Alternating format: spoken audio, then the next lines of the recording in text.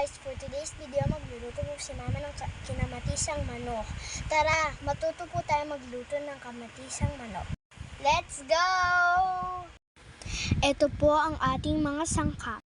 May manok, kamatis, bawang, sibuyas, luya at pechay. At patatas po. Let's start cooking! Una, magpainit ng kawali. Lagyan po natin ng mantika. Iprito po muna ang patatas. Pagkaprito ng patatas, igisa ang luya, bawang, sibuyas at kamatis. At lagay na po natin ang manok.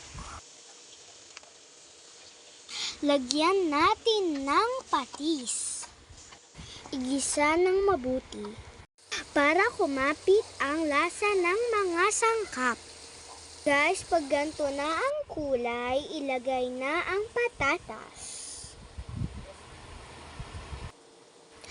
At haluin po natin ito. Pagkatapos po nito, lagyan po natin ng sabaw, paminta at asin.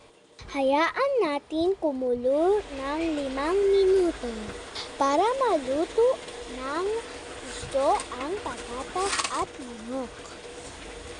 At lagyan po natin ng siling green at ilagay na po natin ang pechay. Pagkaluto ng pechay, tikman natin kung sakto na ang lasa. Pag okay na, patayin na ang kalan. Ready na po ang ating kinamatisang manok. Thank you for watching us. Thank you guys!